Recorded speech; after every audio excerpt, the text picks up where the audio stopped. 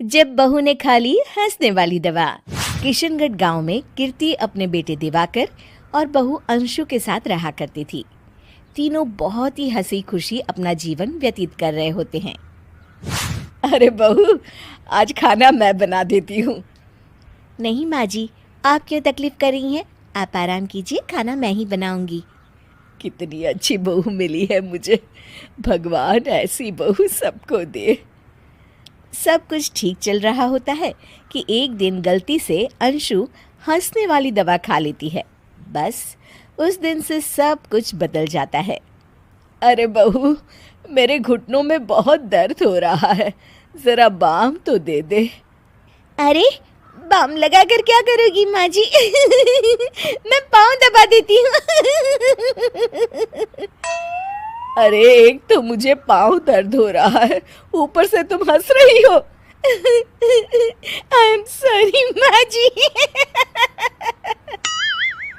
अरे फिर से हंस रही है, जा तू मेरे कमरे से, मुझे तुझसे बात नहीं करनी।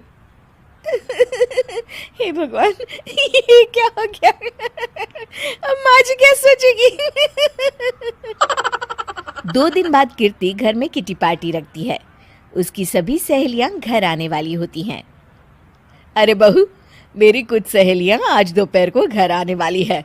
आज कुछ खाने में अच्छा सा बनाना। सहेलियां? क्यों?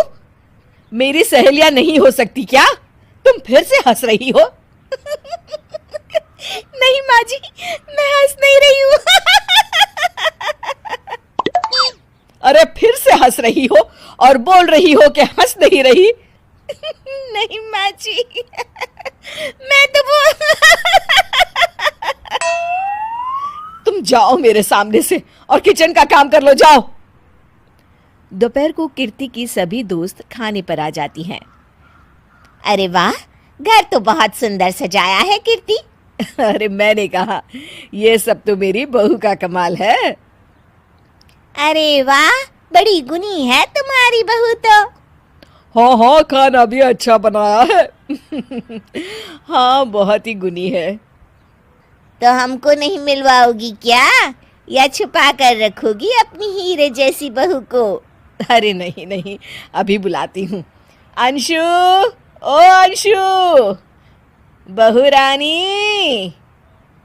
अंशु बाहर आती है। जी माँ जी। बहू, ये सब मेरी सहेलियां हैं, मिलो सबसे। नमस्ते आंटी। नमस्ते बेटा, बहू तो बहुत अच्छी मिली है तुमको। किस्मत वाली हो तुम। किस्मत वाली? अरे क्या हुआ? हंस क्यों रही हो? नहीं नहीं, मैं हंस नहीं रही हूँ। तभी अचानक सांची के हाथ से चम्मच छूट जाता है और उसका कुर्ता गंदा हो जाता है। अंशु फिर से हंसने लगती है।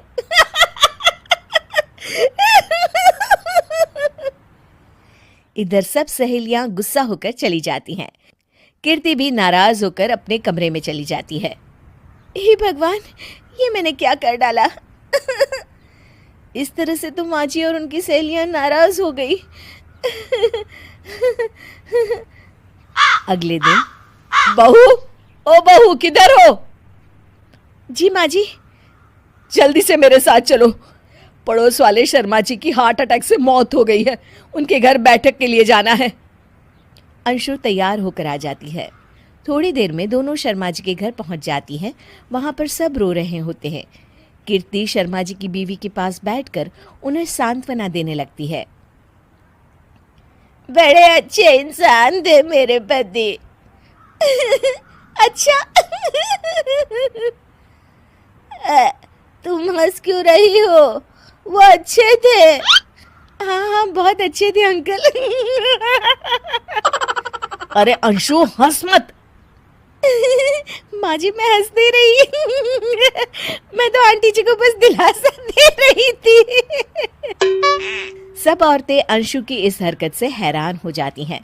कीर्ति भी बहुत शर्मिंदा होती है और वो अंशु को लेकर फटाफट घर लौट आती है। अंशु, क्या हो गया है तुझे? हंस क्यों रही थी तू वहां पर? नहीं बाजी, मैं तो बस अरे तो फिर से हंस दी।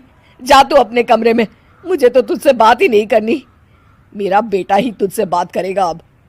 रात को जब दिवाकर घर लौट आता है तो कीर्ति दिवाकर को सब कुछ बताती है। ठीक है माँ, अब फिक्र मत करो, मैं अंशु से बात करता हूँ। दिवाकर अपने कमरे में जाता है। जी आ गए आप कैसे हैं? मैं तो